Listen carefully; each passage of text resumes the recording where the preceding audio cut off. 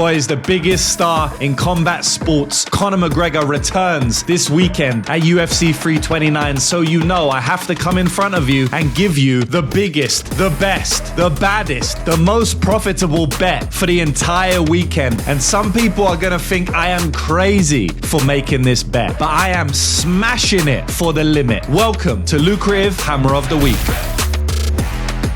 Welcome back to Hammer of the Week, guys, where I tell you the best betting spot on the entire UFC fight card. This week, we have UFC 329, headlined with Conor McGregor versus Max Holloway, which is a rematch at 170 pounds. That is only the tip of the iceberg. We have Benoit Saint Denis taking on Paddy Pimblett in a co-main event matchup. That is absolute fireworks. We have a super high-level bantamweight matchup. Mario Batista taking on Corey Sandhagen. Talking about high level, Lona Kavanagh is also on the card. He is taking on Brandon Royval. But boys, we're not going to speak about all of those fights today. I've already broken those fights down in my previous video on my YouTube channel right now, where I break down the entire card. But in this video, I'm just going to give you one bet. I've been doing this video for a very, very long time, or this video series for a very, very long time. If you like the video series, if you appreciate it, if you want it to continue, please hit the like button, hit the subscribe button. It signals to me that you like this video and that you want the series to continue. And the series is just that, giving you one bet on the entire fight card. Right? One position we pick out. Now, it's not the position that I'm most confident in. You know, I have to say that, and I say it every week because it's true. You know, because last week I gave you out an underdog. I gave you Rafael Fiziev, right? So if I was giving you out my most confident prediction, it would be a minus 500 favorite every single week. But I'm trying to give you some good value here. I'm trying to give you some playable lines here. I'm trying to not go above about the minus 300 mark at the very worst, and oftentimes giving you even plus money. And that makes it a bit trickier because obviously I'm a high volume bettor. I place 15 plus bets every single week. If you want all of my bets, then the link is in the bio for that. Do not rely on my Hammer of the Week to change your life, because at the end of the day, boys, one bet can lose. But if you play 15 bets, you have 15 chances. However, this is a bet that I like this week. I think a lot of people are going to hate this bet, but I love this bet. Last week, as I said, I gave out Rafael Fiziev at odds of minus 105, and he cashed there as the underdog, as the slight underdog, the minus money underdog. But he cashed. Honestly, it was an easy fight for him, really. He was never in trouble. It was just a striking contest that he was winning, and then he knocked him out as soon as round 2 started. So pretty simple fight there. It was extremely impressive that he was the underdog and he was able to do it, but I was never in too much doubt that that was the way the fight was going to go. So much so that not only did we cash our main Hammer of the Week play, yet again, lads, yet again, we cashed multiple ladders. So as well as cashing Fiziev at odds of minus 105, we also cashed Fiziev wins via knockout at odds of plus 140. And then we laddered the hammer again for the third rung. We hit all 3 ladder rungs, and we hit Fiziev via knockout in round 2 specifically at massive odds of plus 700. So yet again, the hammer hits, and yet again, all 3 ladder rungs hit. And as I always say, boys, where this show has truly shined since I've started is really on those ladder rungs hit. Take a look at this, boys. We have hit 25 ladder rungs so far in only 32 episodes. 32 episodes and 25 ladder rungs have been hit. And these are not including the Hammer of the Week. These are not included Hammer of the Week. This is just the ladder rungs. There's 25 of them, boys. Plus 700s in there. Plus 1400s in there. Plus 650, plus 950, plus 170, plus 275. Like insane amount of plus money that we're hitting, boys. So make sure you stay around for that section, which is going to be at the end of the show after I tell you our Hammer of the Week. But without further ado, we need to get into our Hammer of the Week now. And I'm going to make this quite fast because I want to go back and watch the end of the USA versus Belgium game. I just cashed on USA versus Belgium. Boys, by the way, if you're not in my free Telegram, the link is in the bio. I give out free World Cup bets throughout the entirety of the World Cup. They've been cashing, so definitely join there. And also go follow me on Instagram because I'm posting my World Cup bets there and my reactions there as well. We literally just hit this bet right now. Hopefully you can see it. So we just hit that bet right there. That was the both teams to score in the USA-Belgium match. That one hit within 30 minutes. 50 grand to return 76 grand 500. So that was a good one, boys. And anyone who's been following me for the World Cup, congratulations. You can still follow me. There's still over a week left of the World Cup. And as I said, I'm giving everything out for free. But boys, let's do what we came here to actually do, which is to talk about MMA. And I'm actually going to be talking about Conor McGregor versus Max Holloway in this one. So let's go to Hammer of the Week. International Fight Week in Vegas, no better place to be. Let's check out this press conference. Question for Lucrative James. the fans, the media, we are all dying to know, who is your hammer for this week? Who the fuck is that guy? You know damn well who I am. You'll do nothing. It's gonna be red panty night when this hammer cashes. It is what it is, my guy. Let's get this money. And there it is, lads. It is Max Holloway at odds of minus 230 over Conor McGregor. Now, like I said at the start of the show, some people are going to hate me for this pick, and I understand why. Conor McGregor is the public's favorite guy. Conor McGregor is the biggest combat sports fighter on the planet, whether it be boxing, whether it be MMA. He's the biggest star on the entire planet when it comes to combat sports. I would say he's even more of a star than Floyd Mayweather. But lads, at the end of the day, this is not 2016. And at the end of the day, I am not the public. I am a professional sports bettor where throughout multiple times in my life, my only income has been from betting on MMA, which is unlike 99.9% of MMA cappers that exist on the internet today. They haven't earned a full-time income from MMA betting. They just simply haven't done that. They've just made content and earned income from making content. And so I'm speaking from experience here, and some of the best bets I've ever made have been going against the public. I won $100,000 on Jake Paul to beat Mike Tyson, making it my biggest bet ever at the time. And honestly, it was a similar price. I think I got Jake Paul anywhere from minus 160 to minus 250. I think I hit him throughout the entirety of those lines as the line was moving.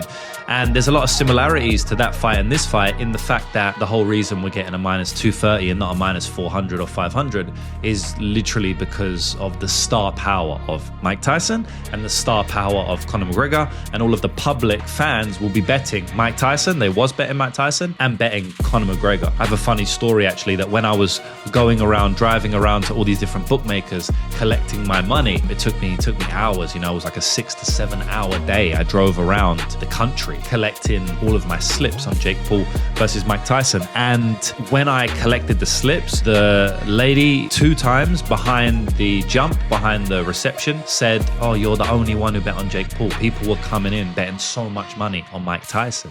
And that's because the public, rate Mike Tyson. He's a big superstar. They've heard of him. They don't know who Jake Paul is. They heard he's a Disney fan. Heard he's a Disney star, I should say. And I think a lot of the public are betting on Conor McGregor. A lot of the public will continue to bet on Conor McGregor. And the reason is because he's a superstar and everybody knows his name. And people have seen that he's beat Max Holloway before. He's spoken about it. He's very convincing in his interviews. And he's got about 50 million followers on Instagram, right? So I think that's why we're getting the line. I think if you actually look at the matchup stylistically, I think it's a crazy line. I don't understand the line. Max Holloway should be a much bigger favorite here. And I'm not going to go deep into the stylistic breakdown of the fight. This is not really what this Hammer of the Week series is about. If you want to get my stylistic breakdown, again, it is on my YouTube channel for free. My last video I posted outside of this one, you can go and watch it. UFC 329 Predictions by Lucrative James. But ultimately, boys, the summary of why I'm picking Max is because Conor's been away for so long. Not only has he been out with one of the worst injuries we've ever seen in the sport, fighters rarely come back well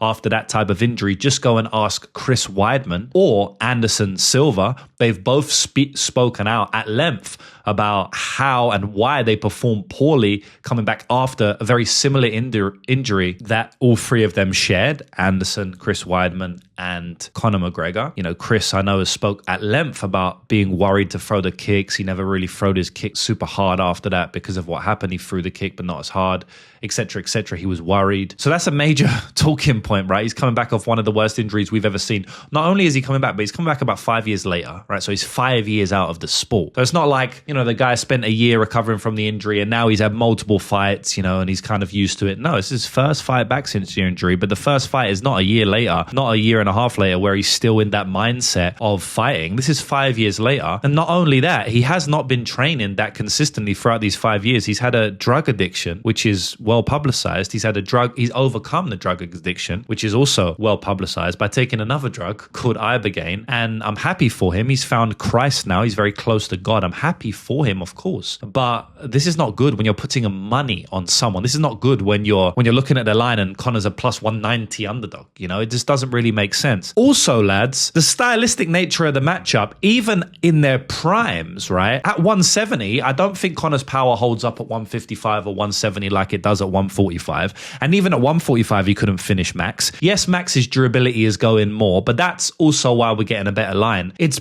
priced into the line, in my opinion. Like, yes, okay, Conor probably will tag him early because he's so fast, he's so powerful. I expect Conor, and Max, you know, he can be cracked, he's quite hittable. I expect Conor to land early, but I don't think he'll finish Max. He might wobble him, but I don't expect him to finish Max. If he doesn't finish Max, Max is going to tee off. Max has a massive cardio advantage. Moving up to 170 is probably going to be even worse for Conor McGregor's cardio. I would say Conor would have better cardio at 155 and probably 145 than 170 pounds, where he has to lug around all that new weight. Not only that, he's been on steroids. This is well publicized. I'm not saying the steroids that he's been on are like specifically performance enhancing ones. The steroids that he's been on, again, he's admitted to this, was to heal his injuries, but they obviously have lots of other effects as well. So he has to come down off of those effects as well. What else is there to say? I mean, the guy's been through court cases. You know, he's facing jail time at one point. I mean, there's a lot of stuff outside of the octagon, which is bad. And stylistically, as I said, Max Holloway is going to throw way more shots here. He's got, in my opinion, way better cardio, way higher volume. He can make adjustments in the fight much better than Conor McGregor. And that's really it, boys. I don't really have too much more to say. I think Conor McGregor is going to get knocked out in this fight. I think he might look good for about 4 or 5 minutes. And I think maybe we can live bet Max again. And I think Max is going to finish him in round 2 or round 3. That's my official prediction. That's why he's Hammer of the Week. I'm very interested to hear your opinions. I'm interested to hear whether you think I'm overrating the public's power at driving this line. Am I misreading this? Are you betting on Conor McGregor? If you are betting on Conor McGregor, are you betting on it with your heart, or do you genuinely think that he has a good chance to win the fight as a plus 190 underdog? I'd love to hear it. And not only would I love to hear that, but I want to hear what your Hammer of the Week is as well. So whatever your Hammer of the Week is, comment it down below. And if it's a good Hammer of the Week, I'm going to shout you out on next week's show. As always, boys, I'm going to shout out a couple of guys now from last week's show. So some of these Hammer of the Weeks was epic. It wasn't last week, it was the week before. We've had a week off. If your name is on the screen now, or will flash on the screen in a minute, then give yourself a little pat on the back, because it's not easy to hit Hammer of the Week. As I say often, when I'm scrolling through the comments for Hammer of the Week, or when my team are picking out the best Hammer of the Weeks, oftentimes we see that 90% of the comments are wrong, right? And like 90% of the Hammer of the Week loses. And that's people trying to pick out their best spot on the entire card. So it's very hard to do that. If your name is on here, give yourself a pat on the back and comment down below, and I'll shout you out in next week's episode if you cash. So you know my Hammer of the Week play, and now we're going to get to the best section of the show, which is Ladder of the Week, right? Which is Ladder the Hammer, where we have cashed a plus 700 last week and a plus 140 last week and plus 1,000s and plus 1,600s and all this great stuff. I'm going to try and do it again. These ones are obviously harder to hit because, you know, they're bigger plus money, but these ones have actually been crushing the entire show. So we'll get on to Ladder of the Week right now. But before we do that, I do want to just let you know the disclaimer again. Hammer of the Week is not my only play. I'm placing multiple bets. I'll probably have about 15 plus bets this fight card, as I do every fight card. If you want to get all of my bets, the link is in the bio. And I actually have a massive discount code for you for UFC 329 fight week as well. Lads, like I said earlier in the show, I have been a professional sports bettor at periods in my life, meaning my only income has been from sports betting, which is different from 99% of people out there. Not only that, but I'm third party tracked. Let's not gloss over this, right? Pay attention here. My record is tracked on a third party, right? An independent third party, meaning I cannot fake my record. And you can go back and see a list of every bet I've ever made, win, lose, or draw, for the last 7 years. So when people sometimes they comment on my post saying, oh, look, you lost these many bets today, you're shit. The reason they know I lost that many bets is because I make it publicly available. The reason I make it publicly available is because I have one of the best records on the entire planet. On my tracked record, a $10,000 starting investment compounded through my model would have earned now, right, since the start, would have earned over 940 grand. Lads, it sounds crazy. It sounds fake. It sounds like I'm being a fraud and making up numbers. These are 100% legitimate numbers, taking into account every downtrend I've ever been on, every losing bet, and every downscaling moment. 10K turned into 940K. Now, it's not over a year. It's not over 2 years. It is over 6.5 years, right? 7 years almost. But that shows the validity of the service. I'm not promising to make you 940K in 6 weeks, you know, or in a year, like a lot of these other cappers are just always winning, always winning. This is a grind. This game is a grind, but you can make real life-changing money that will change your entire bloodline's future, like I have done. I've made millions and millions of dollars from this game, and I've done it through the model that I'm offering you as well. So disclaimer, as I always said, I'm not promising any results. These are the historical results. Things can change. Results fluctuate. There are uptrends. There are downtrends. Most people won't be able to survive the downtrends, like mentally, emotionally. Bankroll they will. If they downscale the way I tell them to, they'll survive every downtrend, but emotionally they won't be able to. But this is what my model looks like over time. If you want to join the model and copy and paste the bets that I place every single week, then the link is in the bio for that. It's sublaunch.com/lucrative MMA. There is no service on the entire planet that I know of in MMA like this out there. We're in a league of our own, and the numbers are there to show it. I don't need to say it. Not only that, but especially for Hammer of the Week viewers, I'm giving you a special discount code. Use UFC Free29 as the promo code, and you will get a 32.9% discount for any package that you sign up for, including yearly, including lifetime, including monthly and weekly. So it's a massive discount. I'm doing it for UFC Free29 Fight Week, and all you need to do is enter the promo code UFC Free29 when signing up on my website, or you can just click the pinned comment, which is down below now, and that will take you directly to the discount page. So lads, let's move on to the favorite section, Ladder the Hammer. All right, lads. So for the first rung on our ladder, I mean, I'm not picking Max Holloway via decision in this one. I think this is going to be violent. I think if Conor wins, it's going to be a knockout early. And I think if Max wins, it's going to be a knockout probably early as well. I don't think round 1 for Max, but definitely round 2, 3, 4 latest. I don't think it goes to round 5. No way.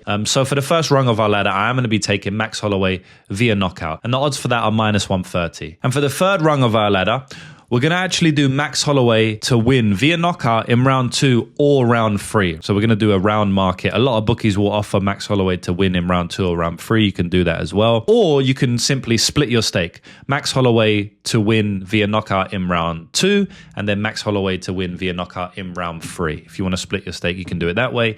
Or you just bet on a bookie that allows you to bet both at the same time. Whatever you want to do. It's very hard for me to choose if it's going to be round 2 or round 3. I don't really know. So I'm just going to do both of them, boys. They're both massive plus odds. Max Holloway to win via knockout in round 2 is +625. And Max Holloway to win via knockout in round 3 is +700. So that is it, lads. As I've said, if you want to join my World Cup plays completely for free, the free Telegram link is in my bio. If you want to sign up for my official bets for this card and moving forward, you have a massive 32.9% discount for UFC Free29 by using the promo code UFC Free29 on my website, my MMA website, or just click the pinned comment down below. And that is it, lads. I will see you in the next one. Peace and love. Let's try and cash one yet again.